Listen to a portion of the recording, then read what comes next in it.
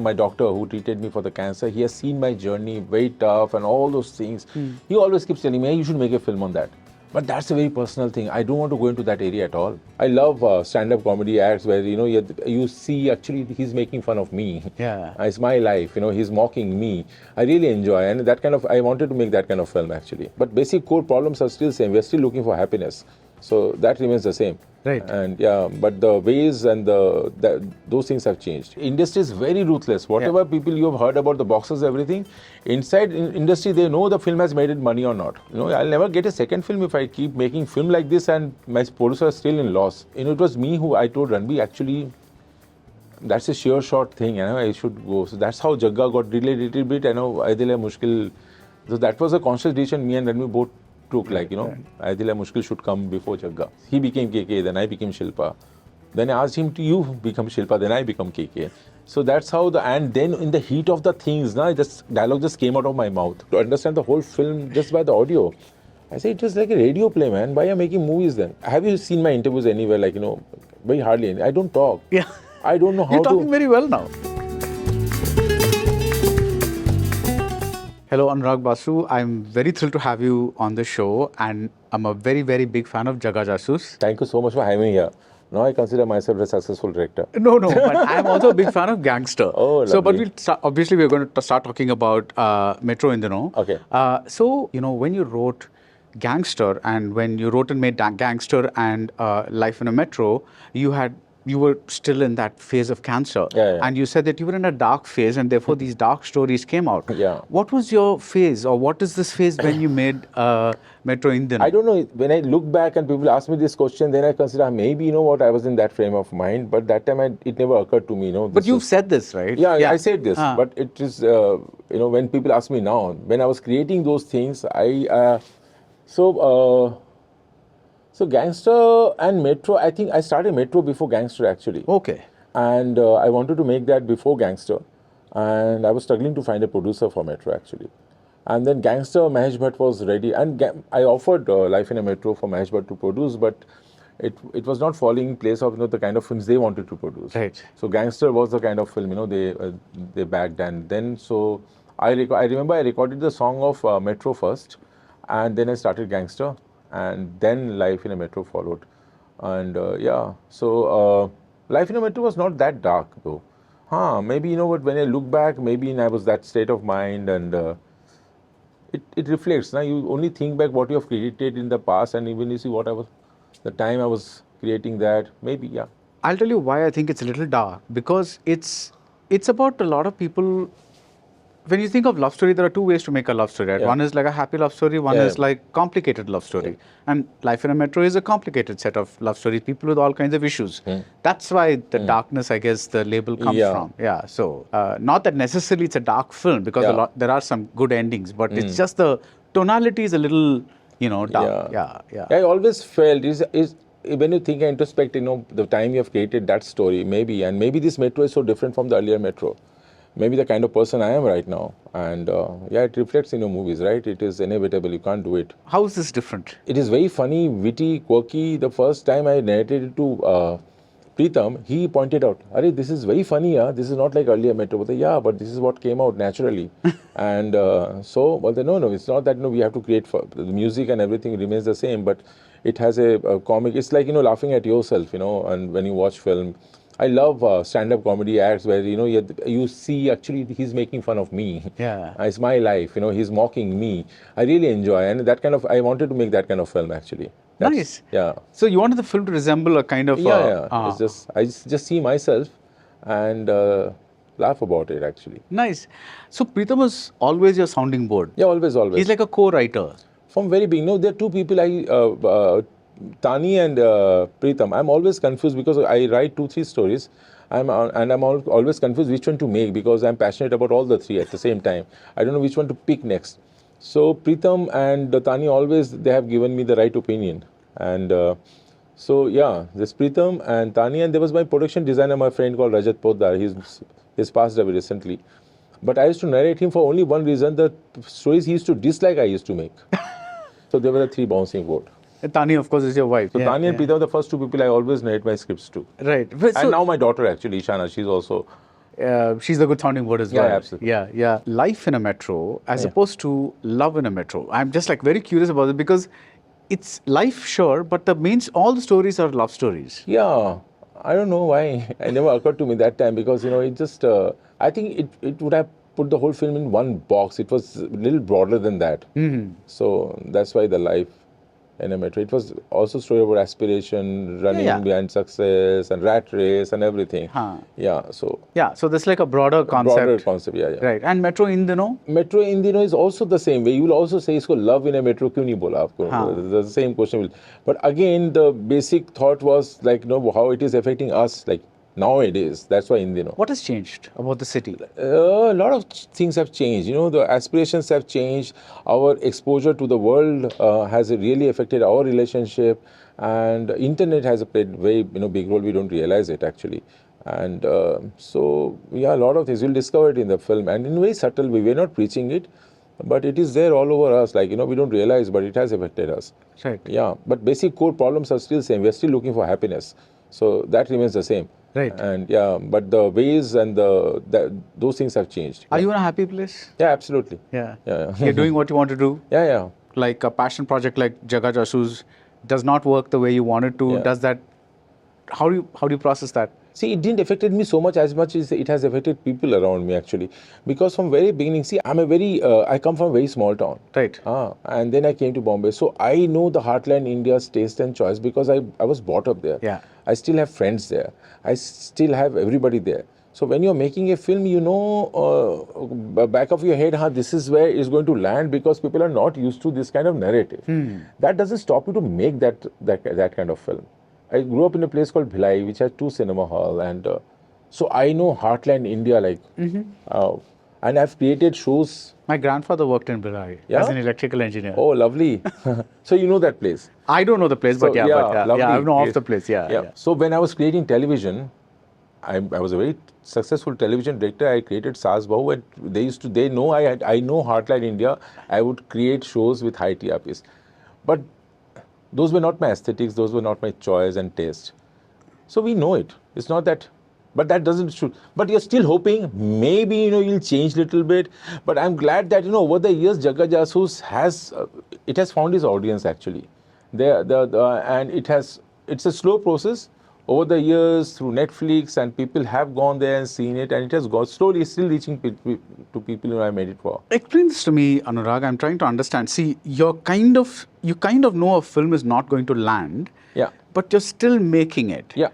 These seem contradictory to me because film jab banate hain, you want it to work. Commercial hit, right? Matlab, it need not be blockbuster, but at least recovery वगैरह. That is all covered. Yeah, it is always covered. Okay. None of my producers will complain about it. Okay. So I know this is a making, and I know this is the budget I should play with. So Indian is made in a modest budget because I knew this is ensemble cast, no big star. That I'm very conscious about. And industry is very ruthless. Whatever people you have heard about the boxes, everything inside industry, they know the film has made money or not. So they know it. So whatever the perception of the film's budget and failure and box office, but I'll never get a second film if I keep making film like this and my producer is still in loss. Right. So that the first thing I made it point that I make a film of this is what I want to make, and I'll hope for a hit, but still if it doesn't work, everybody makes money. Right. That's the first rule actually. Right. So none of your films. None of the films. Even Jaga Jasus. I think you should ask this question to my producers. They will answer it because I can say it whatever I have to say. Yeah. No, but the fact that you're still around after so many years, it's that's the only mantra actually. Yeah. And if I do that, if I make a film and it will not work and losses, do you think they will trust me with my another film? Right. They will not. Because film is art and it's also commerce. Yeah. And you're saying commerce is greater than the art. Equal actually. Equal. Yeah. Okay. Equal. Yeah. Jaga, I didn't say Jaga made a lot of money, but we were just quite there. Actually, a lot of people, the loss of money was not for the producer. It's about, Ranbir took less money. He cut down his fees. I cut down my fees. All of us, because we're passionate about the project, we were not running behind money, but we made sure that we cut down on our fees so that the producer doesn't, suffer. Yeah. Because it was our vision, our project, and UTV was just backing it. It's a very unique project. It's just so amazing. Yeah. From the trailer. I'll tell you another thing about Jaga, because the interview is about Metro, but nobody has asked me these questions. So midway through Jagga Jasoos, Ranbir asked me. Ranbir, we were very passionate, but we were unsure whether this will work or not. But we are having fun shooting, but I don't know how people will take it. So then Ranbir had Bombay Velvet, and then it was followed by Jagga Jasoos, which is equally risky in our own eyes. So he was offered Ae Dil Hai Mushkil. It was me who I told Ranbir, actually, that's a sure shot thing, I should go. So that's how Jagga got delayed a little bit, Ae Dil Hai Mushkil. So that was a conscious decision me and Ranbir both took, Ae Dil Hai Mushkil should come before Jagga. Right. That's also a very commercial decision. Yeah. So in the trailer of Metro in Dino, Ali Fazal says something, and I noticed that. It was like, मुझे पता नहीं कि वो बच्चा मेरा था कि नहीं. And in Metro, the first Metro, KK says something very similar. Exactly. कि like, बच्चा तो मेरा है ना, when to Shilpa Shetty. So this line particularly struck me because of the similarity, but are there any similarity in the stories? No. No. Okay. This is just a coincidence. So coincidence, I have sprinkled few Easter eggs in the film, and I have put 2 in the trailer also. Okay. So this is one of them? One of them. Okay. And there are some Easter eggs, people who, like the earlier Metro and will, acha, this was, as you have pointed out. So, but the stories are not similar. Stories are not the same. It's just a it's a situation where he's, and that was also last moment decision. I just occurred while I was shooting. The take was done. I came and Ali says this line now because I want. But the earlier line was also a last minute decision. Yeah, always. All my lines are when KK says वो बच्चा तो मेरा है ना, that's also a last minute decision. Who told you that? It's there, out there. Yeah? Yeah. Okay. So, but that was also a last minute decision. Yeah. And when you go to the set, right? Yeah. Do you have lines at all? No, not really. It is in my head. It is rough script, which is like, Rough matlab kya hota hai? Rough matlab kya hota hai? I'll tell you, while writing screenplay, half the dialogues are done anyways. Like all key dialogues and the structure of the scene and everything. When you say key dialogues, do you shape the dialogue or you say this should be conveyed like that? No. Shape the dialogue. They shape the dialogue. Yeah. Absolutely, like key lines. That never changes from the screenplay to the last draft. These 2 lines has to be there, and this is the emotion. Not he has to convey this in the. That doesn't work. That is very broad. It's just a one line. It's not even. So those lines are there, and scenes are there, and so it's very free flowing. Sometimes you don't crack the scene. So question mark रह जाता है, I have to crack it later. This has to be. But some scenes are so particular. I know this is what I have to say. Those dialogues are written actually, and most of the dialogues which stays with the audience and people actually are the dialogues which were written in the screenplay stages. I have that's what I have learned over the years. कि जो वहाँ पे सोच लिया ना, वो रहता है दिमाग में सबके. After that, it's I have a problem. I don't lock the scene. I always think अभी कुछ हो जाएगा. Some magic. Something, I'll go to the set. I have this habit of improvising, staging the scene, like old theatre days, just go and staging the scene. So my process is first put myself in actor's shoes and stage the scene. So I play so in that scene, the earlier Metro, the KK scene, so I was playing Shilpa and my AD was playing KK. So I remember, then KK walked into the set. He saw me staging the scene. So then he became KK, then I became Shilpa. Then I asked him to you become Shilpa, then I become KK. So that's how and then in the heat of the things, this dialogue just came out of my mouth. That and then ye to acha hai yaar. It just because while staging it came out. So the structure was there, otherwise we wouldn't have staged the scene. And then we were playing. And then that's how the first step is staging the scene. Uske baad I go behind the lens and capture the scene. So in staging always something changes. Right. No, that is there. But, when you're doing key line changes like this, or rather additions or whatever it is, how do you make sure that you're not crossing the meter of the scene in the heat of the moment, right? Because I'm the screenplay writer, fortunately. Otherwise, I would have made that mistake. Yeah. So I know the boundaries of my scene. I know the boundaries of my story. And sometimes, I have to break sometimes scene changes. Oh, shit, this is going to affect my screenplay now, this line. Can I incorporate this change? Now it is too late. So that also continuously, goes in my head. So that happens in the edit, you kind of take it out? Not edit, during the shooting. Edit, nothing happens. Okay. So in the shoot, maybe I have to adjust, I have to shoot that scene this particular way because he has said this in this scene. That scene is still not shot, I can still do it. It is shot, oh shit, I cannot do it. So I'm very chaotic. Yeah, there's no process. So I don't know how to explain this. No, but that's enough. I think I'm very chaotic is good enough. So, but it's fantastic because you kind of have a maybe 3/4 screenplay. No. I will say 100%. 100% screenplay. 100%. But you said there are parts No, you the haven't tweaking worked. inside the 100%. That, but I will say 99. Okay. So, example, I just, I really, Ronnie's read a book, wrote a book, Ronnie Screwwala, about films. So there was a chapter where I show that thing. You know, he said the best story narration he ever got. I think I'm a very bad narrator, but he has produced so many films, and he wrote there that the best narration I ever got was for Metro and Burfi. Yeah, he said that. But why he said that is because my narration of the film never got changed. Yeah. So he's the only person who got the narration of the film before the film, Okay. and that's it. He is the person who mattered to me actually, and because he's investing in the film, so that was 100%. It never got changed later. You've called Burfi, a lot of times you've called Burfi your most personal film. Not really. You have. It's Yeah? out there. Yeah. So, Burfi is my most personal film, whatever. But I want to know, even if Burfi is not your most personal film, what is your most personal film? I don't know, yeah. Yeah, but what is a personal I film? really don't know. Actually, I must have said because of the peer pressure, like you have to say. Right. I really don't. If you ask me this question very honestly right now here, I really don't know because, you know, something, and it keeps changing, but I think I'm already, because towards the end, before the release of the Metro, I am thinking of what to make next. Yeah. And what is exciting me. Then the question you ask what I want to see, and then you end up making film what you want to see.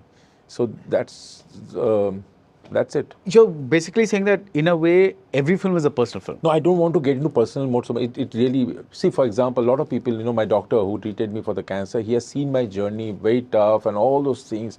He always keeps telling me, hey, you should make a film on that. But that's a very personal thing. I don't want to go into that area at all. You don't want to revisit it. Not revisit, it's like, you know, glorifying your own struggle is like, you know, and going to... Why don't you look at it as the story could help other people? No, I do it personal level, not make a film. Film becomes a very broader thing, and also, yeah, I don't want to. I'll be more than happy to, you know, explore somebody else's personal life and, you know, his head and his life. The only personal thing which comes out is, for Metro, there are a lot of personal, you know, a lot of things. My wife saw the film and said, "Kare, तुमने ये scene हमारा डाल दिया." बोलते, हम दोनों को पता है, सबको थोड़ी ना पता है ये scene हमारा है. So, and so I say, इतनी चीजें आती, it's sprinkled all over the film. That's because it's your voice. It was. The character Buffy is an extension of, you know, people I knew, and yeah. We speak a little bit about dialogues. You know, there is this lovely line in Life in a Metro where Shilpa says to KK, it's about KK, कि बिस्तर पे गलती से भी पैर टकरा जाते तो सब कड़वा पिघल जाता था. Now that's a very constructed line. मतलब हम लोग ऐसे बोलते नहीं. Like, you know, it's a very dialogue-y line, but it's beautiful in the context of the scene.